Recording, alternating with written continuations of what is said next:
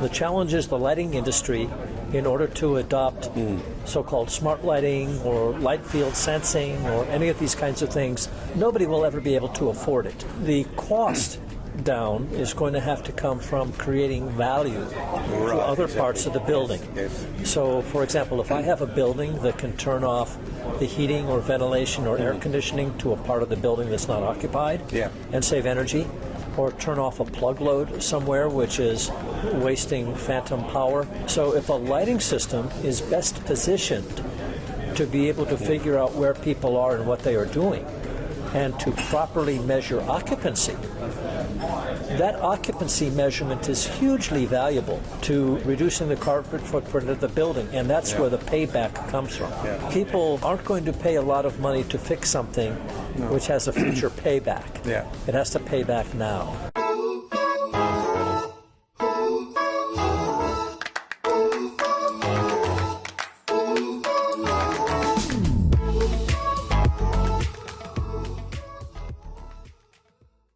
My name is Martin Klaasen, and welcome to the virtual light design community. I have a special guest today, Mr. Robert Karlicek, and I'm going to interview him about this event where you have done a keynote. Welcome. Thank you very much. And by way of introduction, my name is Bob Karlicek. I'm a professor of electrical engineering at Rensselaer Polytechnic Institute, and I'm very interested in the field of lighting design and control, particularly how it plays into the built environment for purposes of human health and well-being. Thank you. So you came all the way from the US. So had you been in Australia before? About 5 years ago, yes. Oh, right, okay. Do you feel there's a big difference between what we do in Australia and what we do in the US? Yes and no. I think that on the lighting research side, there's not a big difference. In terms of lighting product application and the things that are going on in terms of standardization, perhaps a little bit of a difference. But I think that the whole world is looking to figure out how to do lighting better and more energy efficiently. And courtesy of light-emitting diodes, the entire market is still in fluctuation, and we haven't seen the end of it yet. No. So the theme of this event is called "What's Next in Lighting." What's that for you? What do you think is next? What's the future? Well, it's kind of along the lines of the talk that I gave today. With LED lighting and the capabilities that we see for color tuning and directional control and all the things that people are concerned about in the built environment, it's clear that lighting systems, as they become smarter, are going to have to be smarter than the people that are supposed to operate them. And so they're going to need to be able to not only operate autonomously, but they're also going to have to know and measure properties of the environment. What is the lighting level? What's the spectral power distribution? Do I need to adjust my spectral power distribution because of the color of the paint which is used in a room? What about daylighting, and how do I integrate with the daylighting? And how do I actually deliver to the client the best lighting outcomes autonomously, because people don't speak the language of light. Right. You think AI will play a big role in that? Absolutely. I think it's going to, that and sensor net systems. So right now our sensor networks aren't really capable of measuring the things we need to know about lighting and people and the built environment. I think as sensors become more intelligent and as they start networking with each other, and we have what I'll call sensor fusion going on with embedded machine learning and artificial intelligence, these systems will adapt and learn, so that people won't have to worry about the light switch or the light settings. So intuitive, maybe. The building will know. The building will know, Now, I listened to your talk, and I believe that you approached this from a research point of view, like you did all those studies and to see how that could work, but there's, of course, the step to be made from research to reality. Right? And I think that's one of the points which probably is a challenge for many people right now. As a lighting designer myself, I found one of the biggest hurdles to take is the cost aspect, because we may promote this, what we want to achieve, but the cost aspect sometimes is a hurdle that is difficult to overcome for some clients. So that is completely correct.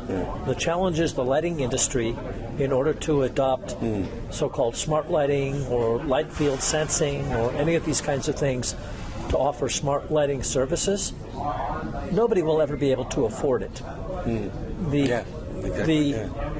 The cost down is going to have to come from creating value to other parts of the building. Yes. So, for example, if I have a building that can turn off the heating or ventilation or air conditioning to a part of the building that's not occupied and save energy, or turn off a plug load somewhere which is wasting phantom power that doesn't need to be wasting phantom power because it knows where people are and what they're doing, that will pay huge dividends for energy savings and reducing the carbon footprint of buildings. Yes, absolutely.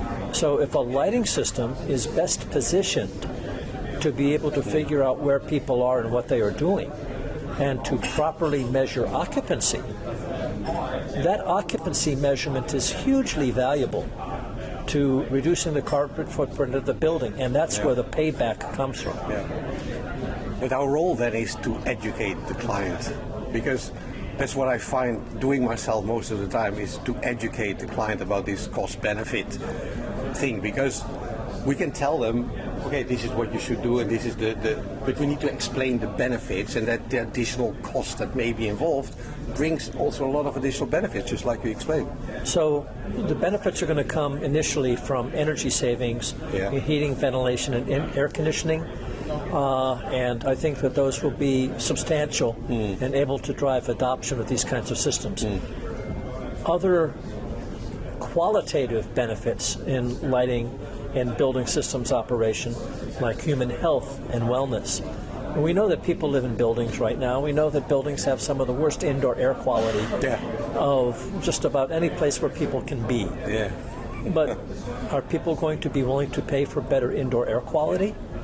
Well, maybe if there was a quantifiable metric that says that your probability of becoming sick is going to be higher because you're breathing polluted air. And if we have the metrics to prove that, then that's going to be something that would be valuable for future building owners to be able to drive the benefit of. But that evidence is hard to convince people. We've been living in polluted spaces for a long period of time.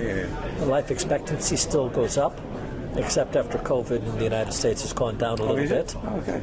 But the reality is people aren't going to pay a lot of money to fix something which has a future payback. It has to pay back now. And certainly with the current economical climate, it makes it a bit harder as well. That economical climate is going to remain with us. And right now the evidence about the improved health and wellness that's available with better lighting, spectral control, and circadian rhythm management, that's not something that people feel. They can't tell in the built environment that they're breathing polluted air. That payback is going to have to come from making buildings much more energy efficient and deriving the value of something that's tangible, the electric bill or the heating or air conditioning bill.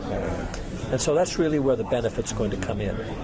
Now, you mentioned in your talk that, or suggested that the lighting designer may have a lesser role in the future because all of this. Can you clarify that a bit? Or I'm a lighting designer, so I'm just worried about what you're saying. I think the IES has frequently defined a lighting designer as an accidental profession. Oh, really? Although people teach lighting design.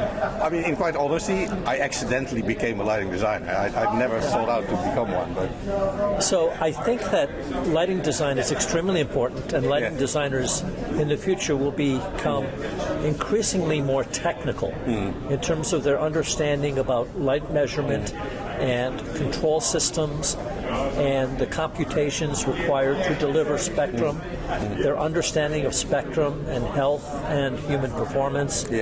And so I think the lighting design profession is going to become much more complicated. It's going to become much more automated, but these systems will be built by lighting designers. It's just that they're not going to be some people with a good eye running around with a photometer. Well, that's also one of the reasons why we created the virtual lighting design community. I know you don't know much about it. It's something that we created during the pandemic in a way to keep communicating between us in the lighting design or the lighting industry in general. It's not just for lighting designers, it's for everybody that has a key interest and a stake in the lighting design industry. And I think that communication about where we're going and how we can disseminate that to everybody, I think that's one of the key of our platform. I think that's a very good insight, and I will add to that in our work that we've done with lighting design for our autonomous lighting systems, virtual lighting design has been a key part. So when we take a look at what people are doing for the virtual reality space and for gaming, lighting is a huge factor. Absolutely. In terms of how people design lighting. And what we found is that in designing the lighting systems for our research, that existing tools like Radiance and plugins to things like Honeybee or some of the other lighting measurement measurement software and lighting control software, they're not really up to the challenge. They need to continue to evolve. And I think that in the future, almost all lighting design will be virtual. Yeah. We haven't spoken about the metaverse even, because that's when we talk about digital twins and what have you. Now, if you talk to some people in the early days of virtual reality and virtual lighting design, they said that the virtual lighting visualization tools just aren't up to the lighting quality, the color rendering capability that you can get in the actual environment with actual lighting systems. If I've just got a little virtual reality headset with an RGB projector, I can't realize the full scope of spectral power distributions that people expect to see in lighting. But that's changing. And that's going to be changing with much more powerful, much wider gamut display technologies in the actual headsets. So, yes, are VR headsets and virtual lighting design tools good enough to give you a true lighting design experience? Not yet. But that technology is coming. I'm sure.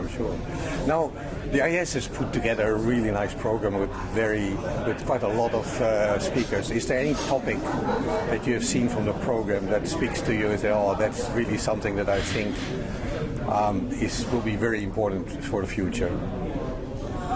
I think that the continued work on the built environment and its ties into lighting is going to be most important, because lighting by itself has to be integrated to the architectural design community.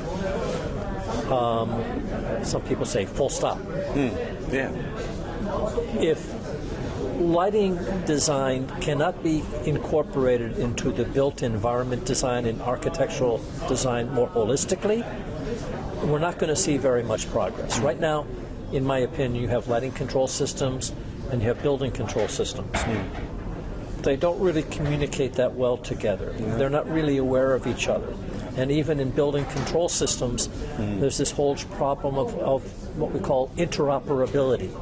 I can't get a Philips controller to talk to a Acuity controller. It's all vertical silos. And we're going to have to break down those silos, and they're going to have to be broken down at the building's systems level. Absolutely. And even in building controls, I might have a backnet, but a humidity sensor or another controller may not talk to another controller. So right now, what's this led to is a whole series of what I call boutique smart building companies.